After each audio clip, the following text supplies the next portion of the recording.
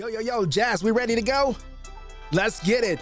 I want you to say it with me on the count of 3. 1, 2, 3. Life of Liz. Let's go. Don't let this moment pass you. Grab you a pen in the pad. Life is moving too fast. Slow down, live you a life of list.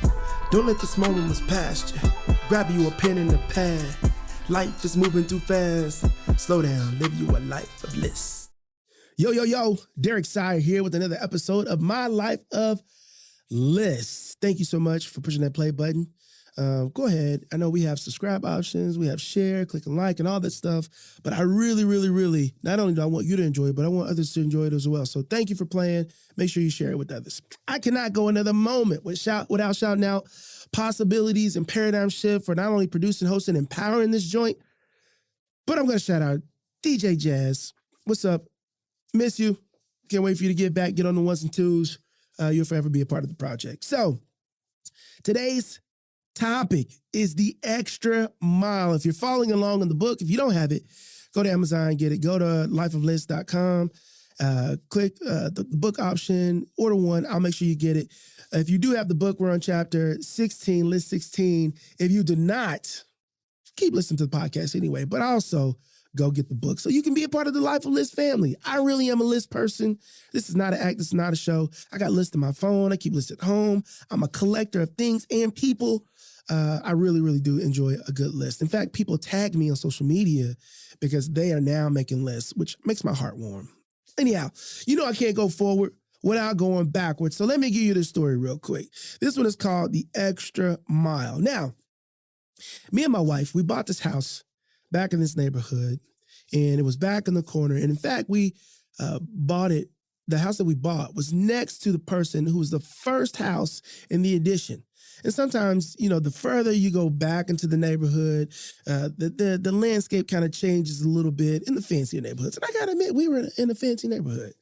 And so in order to get out of the neighborhood, you got to wind and turn. And you got these stop signs, and you got all these things that take you from the back of the neighborhood out to the main streets. And I would go by this same road every single day because our kids lived right outside of the neighborhood. They went to school outside of the neighborhood that we lived in. But this particular day in February in Oklahoma, which means it's still kind of cold. It may not be ice on the ground, but it's still kind of cold in Oklahoma in February. I don't know what the rest of the country looks like, but in February, it's still cold. Chance for ice storms, snow. I mean, it's ridiculous. As I'm going through this stop sign, I see this guy coming out of his house. The garage door opens. He's coming out of the garage door. It's so cold, and so he's moving fast. He gets in his car, and as he gets in the car and starts the car, I can see a lady following after him. She has a robe on. She's barefoot. Her hair is everywhere. You can tell maybe she was not ready to come outside, but she was chasing after this man that was getting in the car, and he rolls the window down, and once she gets to the car, she leans over, gives him a kiss, and runs back in the house. And I thought, oh my goodness. I mean, there's so many things you can take away from this, right? One, you talk about habit. Just, me and my wife, we have a habit of kissing each other before we leave. And I assume that's what happened there. And she was not going to let him leave the house. I mean, it had to be like a Tuesday, Wednesday morning. She was not going to let him leave the house without doing something that they always done. Or maybe they didn't always do it and they just started a new, or whatever it is. She came out in a robe, barefoot, in February, in Oklahoma, cold as heck, to make sure she kissed him, and she ran right back into the house. Garage door comes down. He pulls off. He drives by me, big smile on his face. It'd have been a smile on my face. And so the tagline that I want to start the conversation with today is, sometimes going the extra mile is only a few feet. Oh, that's good. That's good. I came up with that all by myself. Y'all go ahead and you can tweet that if you want to. You can put that on social media. Just make sure you tag your boy. Give me credit. Sometimes going the extra mile is just a few feet. Just a few feet. Now, what does that mean? Sometimes we prevent the long haul from allowing us or from getting us to just go the next step. I mean, we have so many analogies. Right? How do you write a book? one word at a time. You can't write a book without putting down the first word. How do you launch a Joe Rogan podcast? You can't do it without recording the first episode. How do you eat an elephant? One bite at a time. How do you run a marathon? One step at a time. How do you build a house? One brick at a time. How do you make $1 million? $1 at a time. We say it over and over and over again. And sometimes we let the concept of eating an elephant or launching a Joe Rogan podcast or making $1 million or running a marathon, we let the end goal, we let the mile prevent us from taking the step. And what I'm here to tell you today is that one step for you can be a mile for someone else. I was at a 7-Eleven and there was a guy sitting out front. And I always think of all these people who come in with money in their pockets, they could swipe a card or whatever it is. And I was thinking, this $1 that I can give this man for coffee could probably change the trajectory of his day, right? Because if we do comparatively, right, if I have $100,000 and that's all I got, that's the equivalent to Oprah's $100 million, or Jeff Bezos is $100 billion, or whatever it is. Whatever is the top for me is the bottom for someone else. And so whatever is a step for me can also be a mile for someone else. Me giving that man $1 for coffee. I actually went and bought it. I bought the coffee, brought it back out. I asked him if he wanted creams and sugar. I brought it back out for him. But that, to me, in the grand scheme of what I had in my bank account, was $1.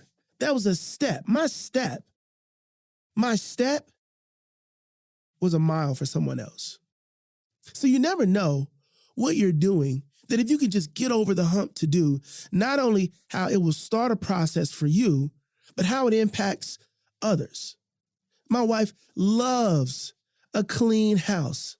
Absolutely loves a clean house. You know what she loves more than a clean house? She loves clean sheets in her bed. I mean, when she slides into those, and to me, being able to wash the linen for her and surprise her with clean sheets when she comes home, it feels like, I gotta wash and I gotta dry it. This conference is gonna take forever. I'm about to wash it or dry it 3-4 times in order for it to get really dry. And then I gotta pull off the sheet, the fitted sheet, and all the things, the pillow covers, and then I gotta put it back on. And then I gotta keep the dog off the bed so it's actually fresh. Like when I think about all those things, I could be like, nah, you know what? I'm not gonna do it. I'm good. She can get in the sheets one more day. But for her, what took me a few steps was a mile. The kind gestures that we can do for people that take a moment, that take us to get out of ourselves, out of our minds for a simple second, can change the trajectory of a day, of a week, of a year.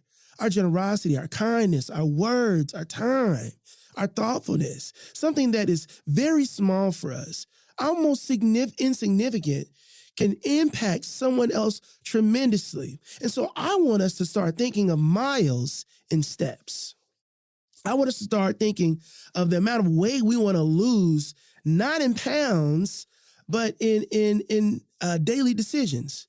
And let's think about that in meals. Let's think about it in crunches and steps that we can walk. Instead of pounds, I want us to think of actions that we can do that lead to the pounds, which leads to the body, which instead of thinking of like saving $1 million, I want us to think of it in cents and dollars and decisions. I had a guy reach out to me the other day and he said, don't trade what matters most for the moment. That was really good. Don't trade what matters most. Shout out to Shamil. I told y'all to shout me out, and I wasn't even going to shout him out. Shamil Geary, former NFL player, motivational speaker, coach. This guy, he said, don't trade what matters most for the moment. And we got to talking, and we were rapping back and forth, shooting text messages. And I was saying, man, isn't that so cool that if you can get past the moment, it gets you to what matters most. But oftentimes we sacrifice what matters most for the moment. We talk about the money that we want to save, but we can't get past that impulse purchase at the checkout line in Walmart, right? We talk about the places we want to go and the things we want to do, and it's not the big dream that gets sabotaged. It's the little bitty moments that sabotages. It's the not waking up on time. It's not keeping our word. It's not to saving the money. It's not writing the one page at a time. It's not reaching out and shooting the text and the call. And we can't even get past the moment to get what matters most. We can't even get to the mile because we won't take the step. And so for everybody listening today, you got something. You got something that you've been looking at as a mile, as a big, gigantic elephant in the room, marathon type of journey. Oh, I want a better relationship with this person, but I can't even bring myself to call.